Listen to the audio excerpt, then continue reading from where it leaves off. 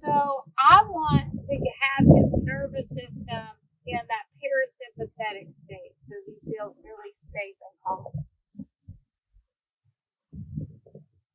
And what I'm doing right now is just some really gentle rocking,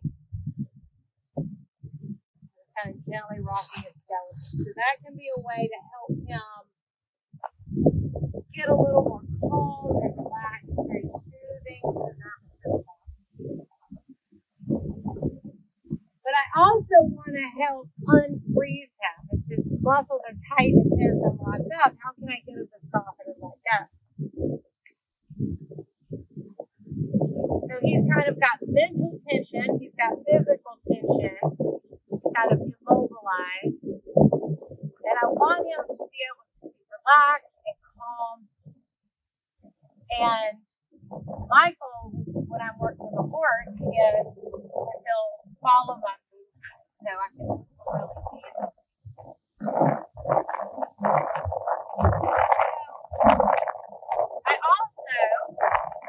I teach people how to communicate in the horse's language, which is different than training a horse to speak our language. What I noticed when I moved him forward, he froze, like he thought he was supposed to just freeze while I swung the whip around. One, I don't want to hit him with it, so I call it a one. Okay. So I want him to, again, respond to my communication when I'm communicating in his language. So that is my position, my movement, my body language, and my energy. So if I imagine he's got a big bubble around him, if I come around here to the back of the bubble and I move towards him and I bring the energy up a little bit, that's pushing him forward. Alright? If I move away from him, that draws him out. If I come around to the front of his bubble, stop there. Now if I move towards him, but I don't want him to move away, I'm going to think of like grounding in my energy. So our energy is either activating movement or it can ground and calm. And I can change my body language to change what I'm communicating. If I was a horse, I might extend my nose. But I'll extend my arm in that similar way. So I'm doing a little nose box. And I'm also kind of asking his permission to come in. So if he would have put his ears back or moved away, he could have communicated that he was uncomfortable. He was trying to boundary. But he was pretty willing to engage. And I want to, again, offer him a space where he feels really calm and safe and relaxed. So not rude. So I can give gentle movement all through his body. I can also hold the muscles and hold the skeleton in a way that gives him support.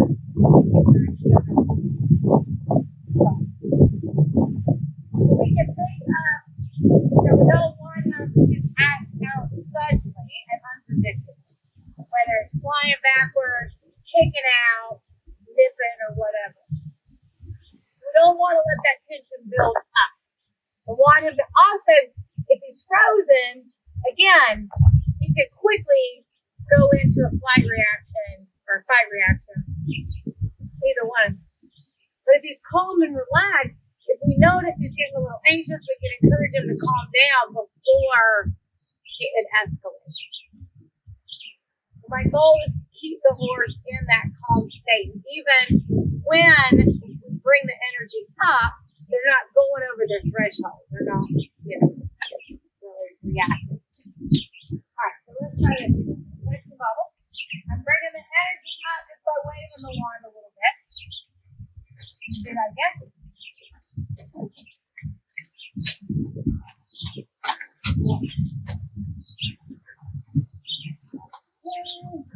Well, if I'm communicating in his language, then that can kind of put him at ease. Now he's a little bit cautious. You see how he's a little guarded? He's like, I'm not really sure. He's trying so hard to do it right, but he's not sure. Which is another reason why if I'm communicating in his language and I'm being really obvious with what I want him to do, and he can read me really clearly, that's going to help him be more at ease. He's not going to have that guarded, oh my God, what am I supposed to do? Now I'm going to come around to the side, and here, now see how the head went up, the muscles tightened, and the ears got wide. Or sort of ear size. I'm going to back up a little bit.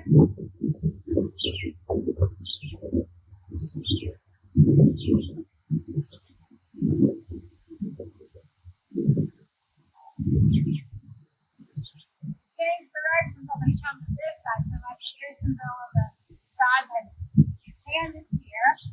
And I'm just going to step towards them. And I just added a little touch of the wand away there at the shoulder. So that's my outside turn. Now he was a little confused to brace. So I'm going to do this a few times until there's no bracing, until he's just soft and he's confident. So now I'm going to get away.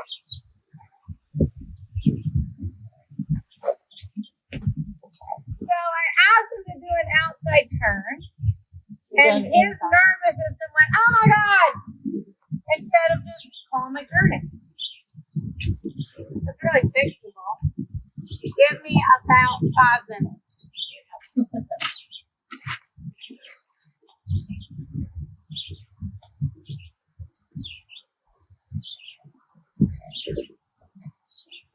going to stay on this side and set a boundary.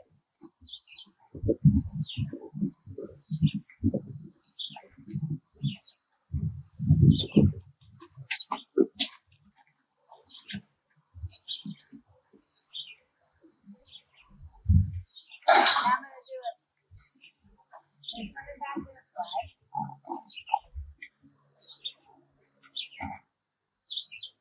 I can back away from him and come to the front of the bubble to stop. I'm in some really deep breaths and slow exhales, grounding in my energy.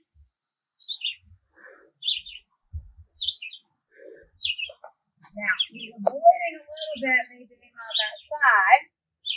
I'm going to get there the back way. And now we're going to do this again. But I'm going to pause. Okay, so right here is where he braces. I'm just going to add a tiny bit of energy. So I'm not pushing harder. I just activated by just giving him the lightest tap on the shoulder. All right, we're pushing the bubble. This, I call this the wheel. So I am going around the center. I'm a spoke on the wheel. He's the rubber on the wheel. We're moving. Now,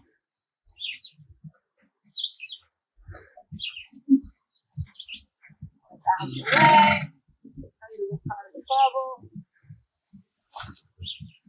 Again, he's a little bit still, a little bit so I want to do everything in a way that, he's not bolting away. Going to do it until he's like, okay, this is nothing you got excited about. There, he started to move away, so I had to respond, and I went from approaching to turning him back in this direction. So again, I've never trained this horse. I'm communicating in horse language. He's a little bit forgotten how to speak horse language. And he's trying so hard to do what he's supposed to do, but it makes him really anxious. And that's why you're getting malnourished.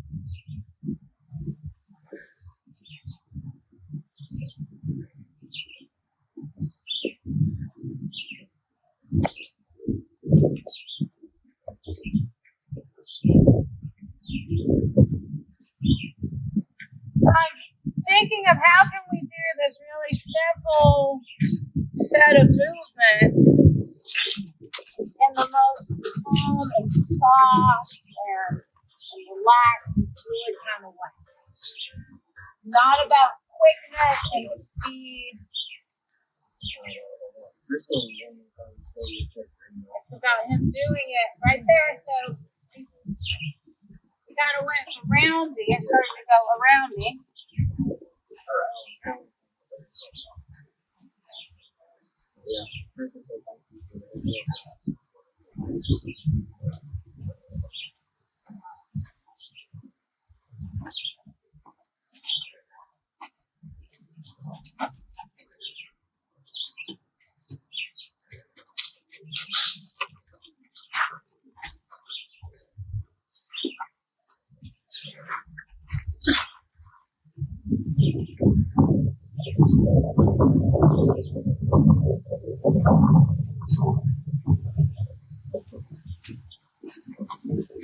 Alright. He's a little bit kind of like maybe I've had enough of this. Just because it's making the brain a little tired.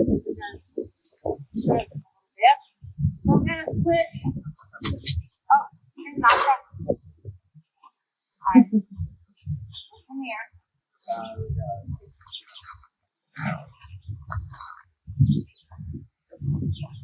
So it's not just about getting him. So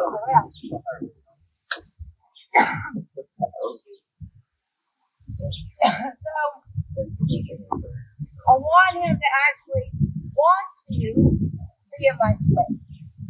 And like I said, I can do things that help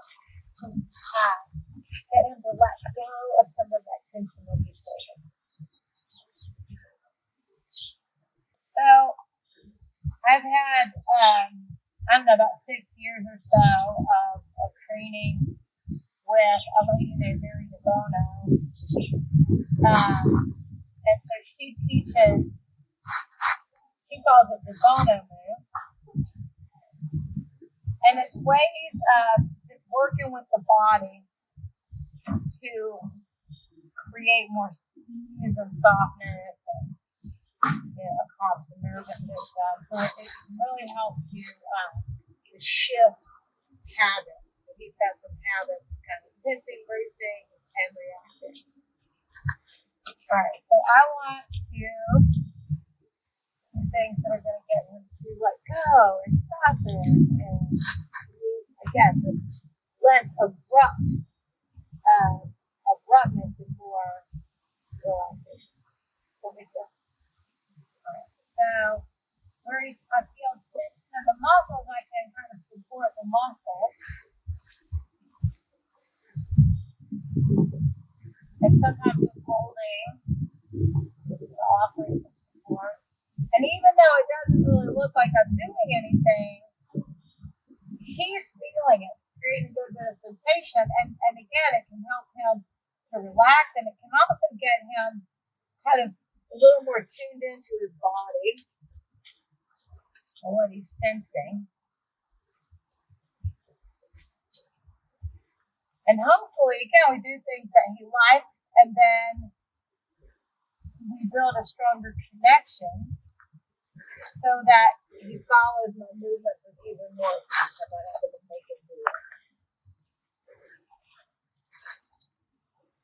But I sensed that with the rail penning, the movement stuff, he was starting to be, he was starting to get a little tired of it. I was kind of wanting to avoid it. So I can shift to doing some of this stuff,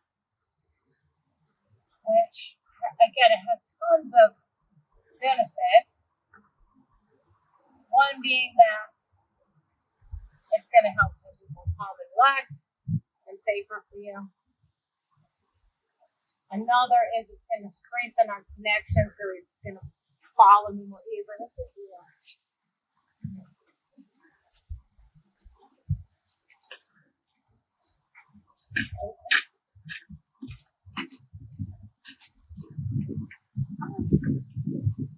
So if we stop following, I might just come around and give a little push. So there, I pushed the bowl.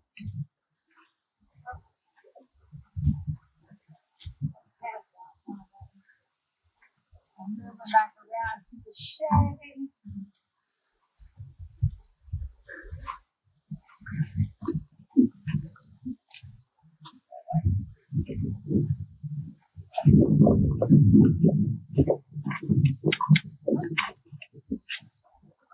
So if my movement is away, I'm inviting him to come towards me. He may or may not do that. If he gets distracted, I'm going to move him forward.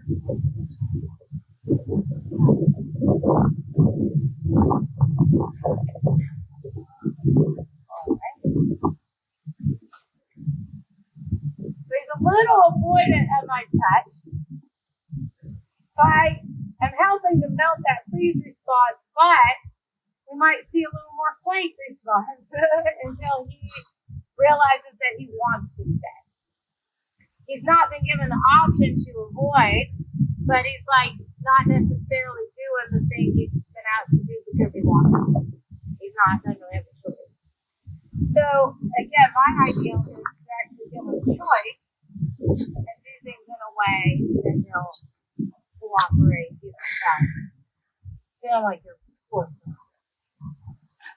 So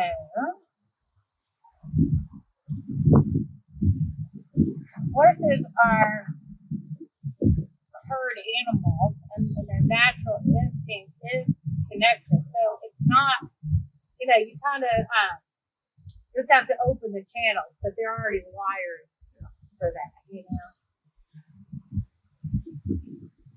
And it seems like he already trusts you. Yeah. But he's holding so much. I mean, you can see how it's just got that little hardness. Now I'm going to come back to that area.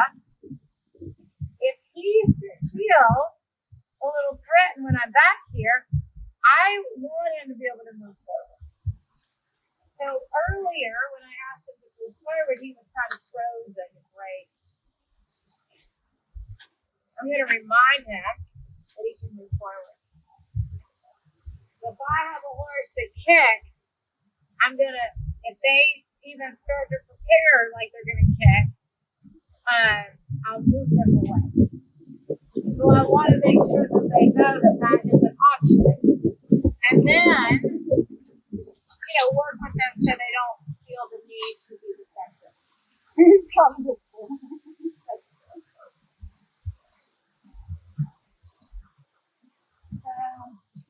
There, I wanted him to stop, but he kind of kept going. So I'm just going to stay with him.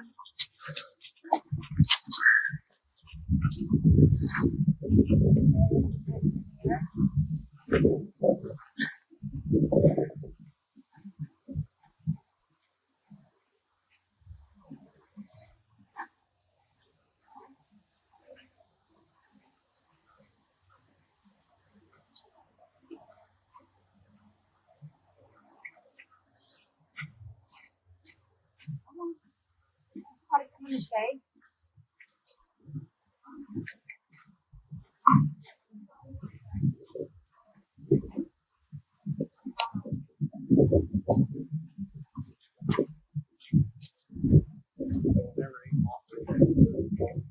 When he gets distracted, I move him forward to redirect his attention, and then I can ask him to come in again.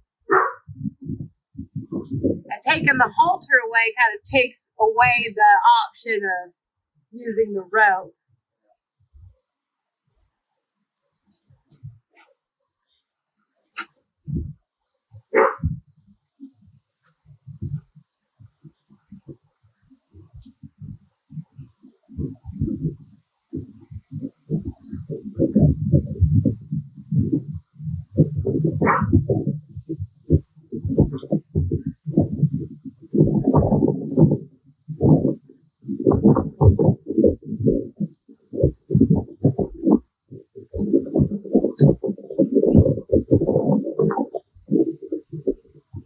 One of the moves that we do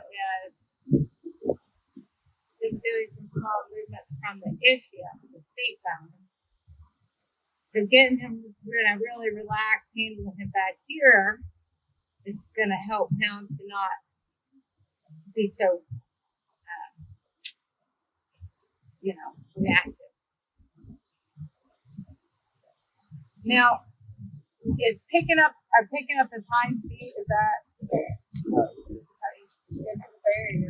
good with the feet?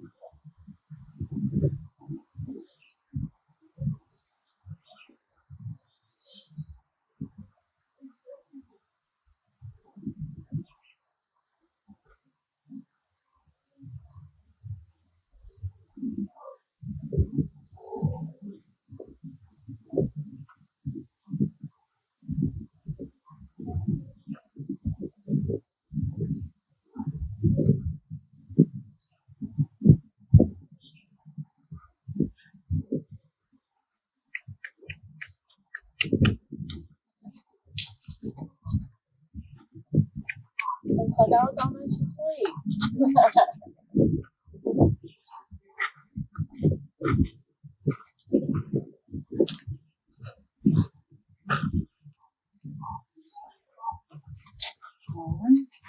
So there, I just wanted him to go a step. He kind of kept going.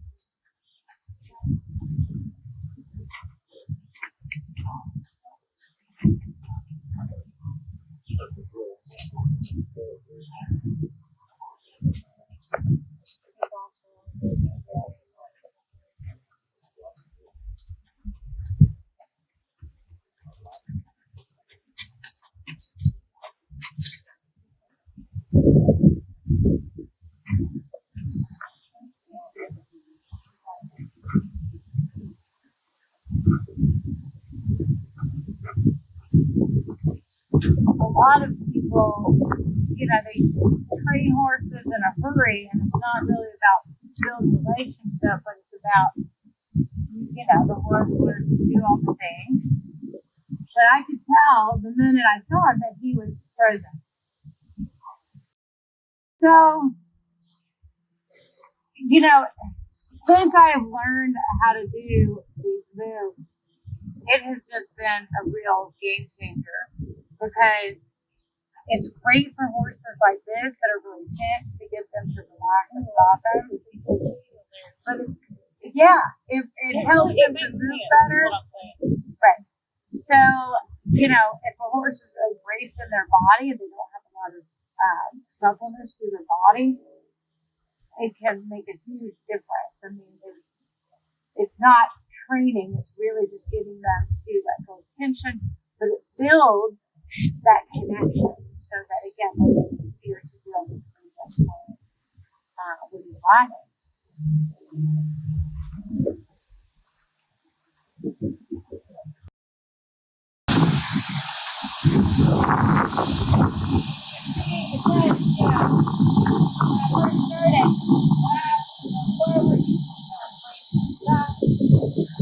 I am not teaching a baby who didn't already know, but wasn't responding to natural horse places, right?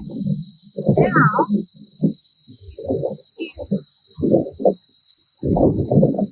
remember, like in the beginning when I did that outside turn, and he was real confused and reactive, and he kind of shot off. And now he's just moving with me without overreacting.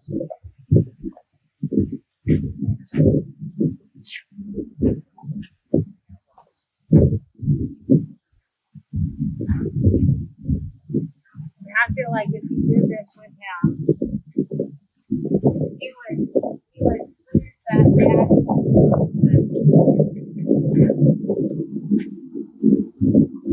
So he got stuck, and then when I got a reaction, it was kind of an overreaction. Not as extreme as in the beginning, but that's what the bracing does.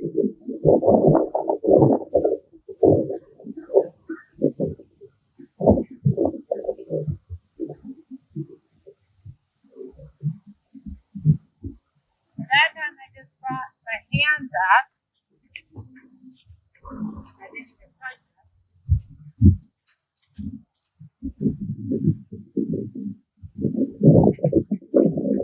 Now if I'm going to bring the energy up, And that was, a little bit of an overreaction. I'm going to bring the energy down.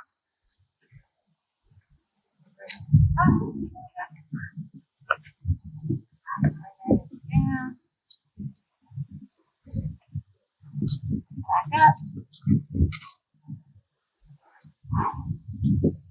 Now this is the tricky part. He's not so sure he wants me to come into his space. Now before he was taught to freeze. I'm kind of sorry. I unfroze him. Alright, so we're gonna do a little more business. I gotta work on the approach now because he's like, oh, I don't have to stay here, but like not. So again, if a horse has never been able to have an opinion, and then we ask their opinion, they might tell us how they really feel. We gotta be ready.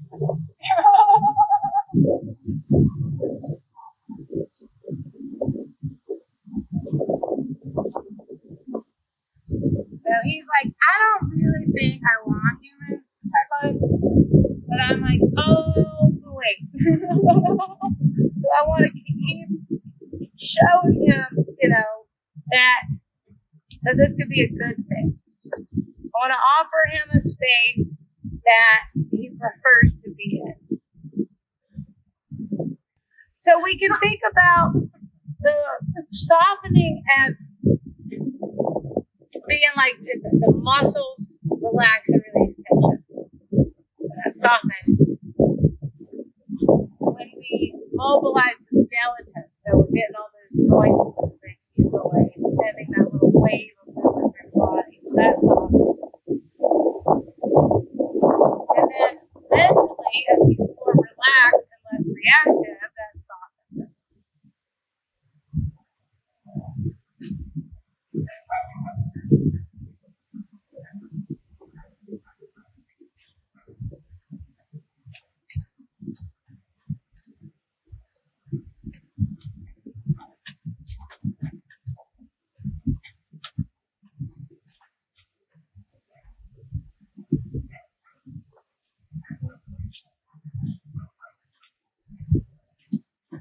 So he still moves away when I approach. I might approach more from the side.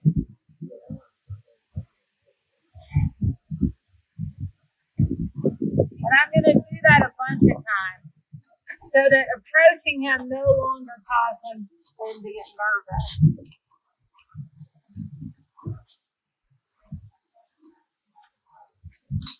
Bobby, they're on the patio. It's not a hard process. The hard part is being mindful of what we're doing and our habits of reacting to horror things. You know what I'm saying? Like changing how we respond to them and how we communicate and all that stuff. That's the hard part. Right. So being able to ground yourself. So if the horse gets anxious and we create more anxiety with our energy instead of calming and grounding, that's going to be the problem.